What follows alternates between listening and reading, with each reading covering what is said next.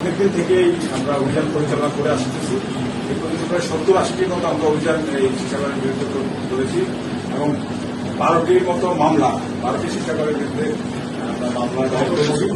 তো আজকে আমাদের একটা দুটি সফল অভিযান পরিচালিত হয়েছে। একটি হলো আপনার ইয়েতে যে আরো গেছিল করানি 12 নম্বর রোডে 77 নম্বর বাড়িতে আরো গেছিল একটা রেস্টুরেন্ট ক্যাফে অ্যান্ড লাউঞ্জ, সেটাতে আমরা প্রায় 10 কেজি 10.5 কেজি এবং সীসা মুক্তকরণ সীসার যে বস্তা 2 বস্তা ওটা দেখতে পাচ্ছেন। তারপরে কয়লা পেয়েছি 10 প্যাকেট সীসের সামনে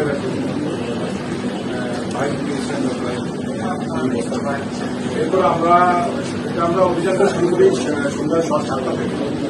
তারপরে ওটা শেষ করে আমরা পরে হাবানা যেটা আমরা আছি হাবানা ক্যাফে লাউঞ্জে আমরা উঠেছি। এখানে 4.5 কেজির মতো আমরা সীসা পাই এবং ভুট্টা পাই 6টি, কয়লার প্যাকেট পাই আপনার 10 কেজি, মতো 10 কেজি, তাদের সিরিয়াস পর্যন্ত 2 বস্তা আমরা পাইপ পাই। এই যে এরকম ধরনের পাইপ এবং এখানে আমরা সীসা এই ব্যবসা এখানে পরিচালনা